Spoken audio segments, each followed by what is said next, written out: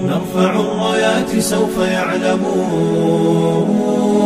أن نحن المسلمون قادمون.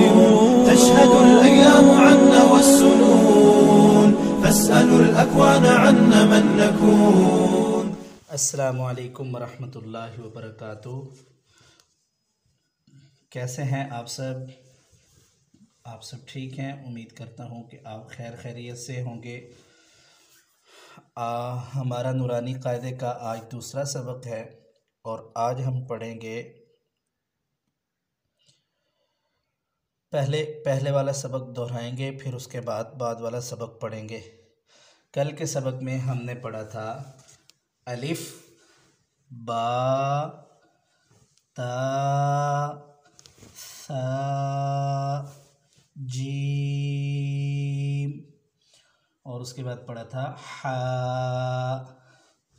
اس حا کا تلفظ بڑا مشکل ہوتا ہے، اکثر لوگوں سے ہوتا نہیں ہے، اس لیے اس کو خوب اچھے سے اس کی پریکٹس کریں۔ حا حا گروپ کے اندر بھی بہت سارے بچوں کی اور بڑی طالبات کا حا کا تلفظ ٹھیک تھا، بہت کم ایسی ہیں جن کا تلفظ ابھی بھی ٹھیک نہیں ہے، اس لیے اس کے اوپر خوب محنت کریں۔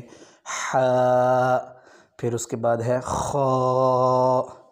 تو چلیں آج کا سبق ہم پڑھیں گے دال دال، اور اس کے بعد ہے ذال، جہاں سے ہم نے ثا پڑھا تھا وہیں سے ذال، اور اس کے بعد ہے را را را کو موٹا پڑھا جائے گا، اور پھر اس کے بعد ہے زا، یہ زا سختی سے پڑھا جائے گا زا،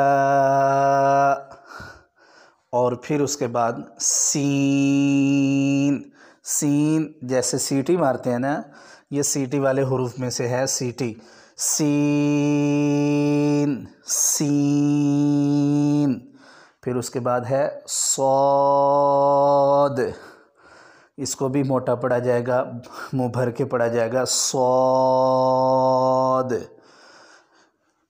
پھر اس کے بعد ہے ضاد۔ تو ایک بات یہاں کہتا چلوں، بہت سارے ہمارے پاکستان میں یہ بات پائی جاتی ہے، اکثر لوگ پوچھتے ہیں کہ یہ دواد ہے کہ یہ غواد ہے، تو صحیح اس کا تلفظ کیا ہے؟ تو تجوید والوں نے اس کا تلفظ یہ لکھا ہے کہ زبان کی دائیں جانب والا کنارہ یا بائیں جانب والا کنارہ اوپر والے داڑھوں کے ساتھ لگے تو وہاں سے اس کا تلفظ ہوتا ہے ضاد، ضاد، نہ تو یہ دواد ہے اور نہ ہی یہ غواد ہے۔ اگر غواد پڑھیں گے تو پھر یہ ہوگا، یہ غین ہوگا، تو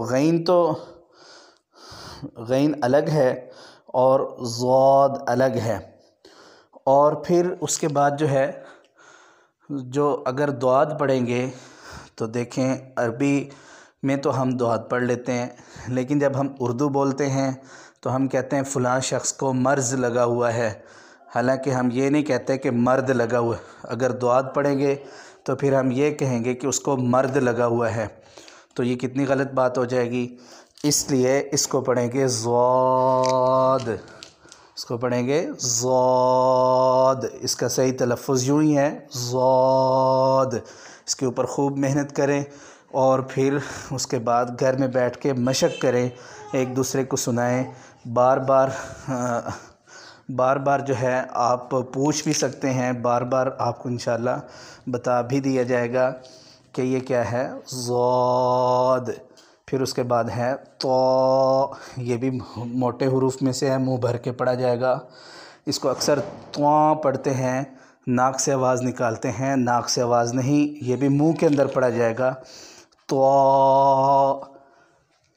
اور اسی طرح طا سے آگے والا لفظ ہے ضا، تو طا ضا، یہ جو آج کا ہمارا سبق ہے یہ سبق ذرا محنت طلب ہے، اس لیے اس سبق کو بار بار دہرائیں، بار بار سنیں اور گھر میں مشق کریں تاکہ ہمارا پڑھا ہوا سبق جلد از جلد ہمیں یاد ہو جائے۔